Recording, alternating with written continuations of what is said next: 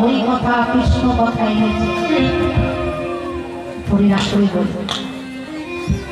কীর্তন কথা থেকে এসেছে স্বয়ং বৈকুণ্ঠে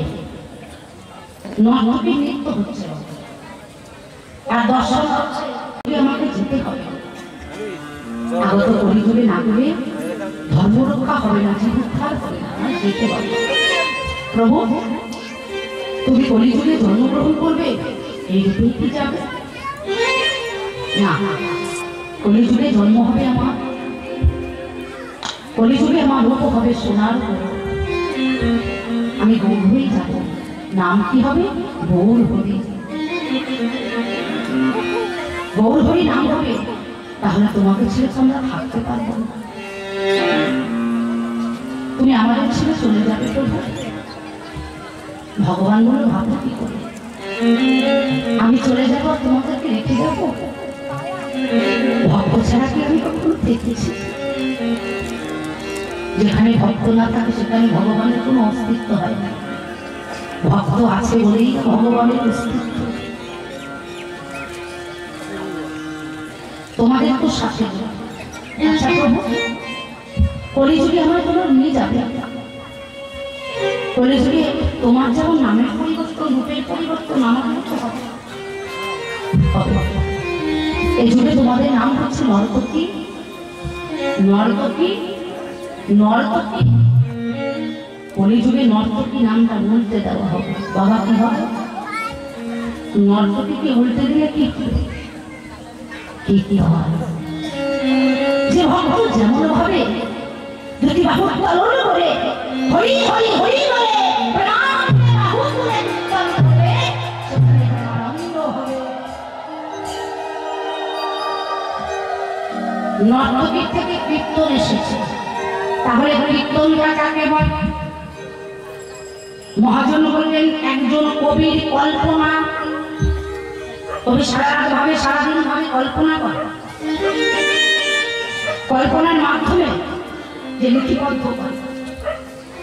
কোন কবির কল্পনা যখন লেখনি পায় সেটা হয়ে যায় গান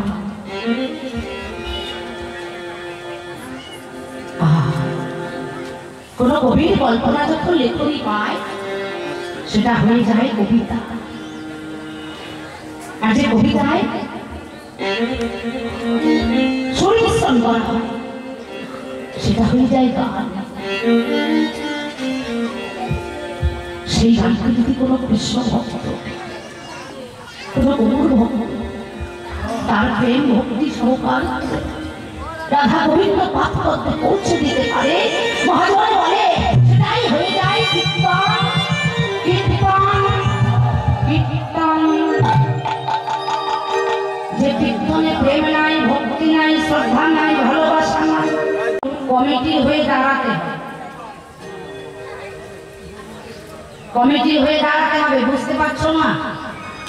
এত বড় মহতী অনুষ্ঠান একার দ্বারা সম্ভব নয় কত টাকা কত পয়সা নষ্ট হয়ে যায় হরি নামে দান করিলে বিফলে না 100 টাকা 500 টাকা আমাদের রাস্তাঘাটে কত রকম ভাবে খরচা হয়ে যায় সে খরচায় কিন্তু কোনো সমস্যা না মন্দির বিগ্রহ দেখে চান বিগ্রহ মন্দিরকে চান ভক্ত ভগবানকে চান ভগবান ভক্তকে চান আমরা সারা জীবন নিত্য সেবা করে গেলাম জীবের সেবা করে গেলাম পরমাত্মা শ্রী গোবিন্দের সেবা করলাম না কিন্তু কথা তো দিয়ে এসেছিলাম আমরা প্রত্যেকে জীবনিষ্ঠ কৃষ্ণতা সাধনা করতে হবে তাকে সাধতে হবে তাকে পুজো করতে হবে তাকে অর্চনা করতে হবে ভক্তি একটা নয় ভক্তি 9টা ও মায়েরা ভক্তি কটা নববিধা ভক্তি কার কোন আসন ছিল শ্রবণ কীর্তন বিশ্বস্তমান পাদসেবা মর্চন বন্ধন দাস্য সত্য আত্মনিবেদন শ্রবণ করেছেন রাজা পরীক্ষিত মহারাজ কীর্তন করেছে ব্যাসপুত্র সুখদেব গোস্বামী স্মরণ করেছে ভক্ত প্রহ্লাদ, অর্চন করেছে বৃন্দাবনের মীরামাই, দাসত্ব করেছে যুগে যুগে বীর হনুমান, সখরূপে ভালোবেসেছিল সখারা। মধুময় শ্রী ধাম বৃন্দাবন আমার আমার রাধারানী,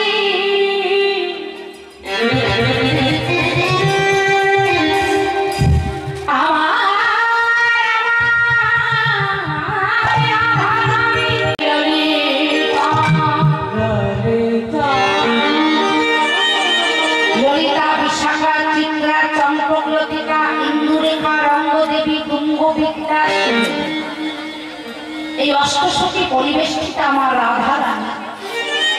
ভাবের নায়িকা, ভক্তির প্রেমের শিরোমণি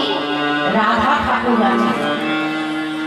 এই মধুময় বৃন্দাবনে তার মতো ভক্তি শ্রেষ্ঠ আর কেউ হতে পারে না। ভগবান শ্রীকৃষ্ণ রাধার প্রেমে পাগল হয়ে গেলেন, আর রাধারানী কৃষ্ণ প্রেমে পাগলই হয়ে গেলেন। তাই পদকর্তা বলেন, রাধা রাধে কেমন দশা আমার আমার রাধা রানী,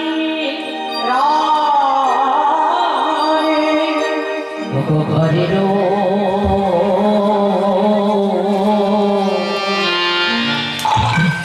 ঘরের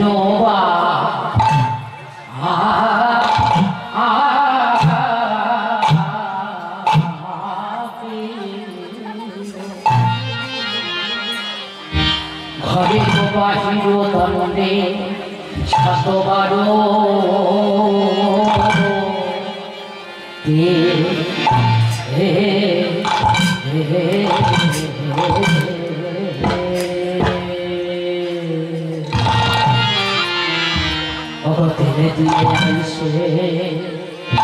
যা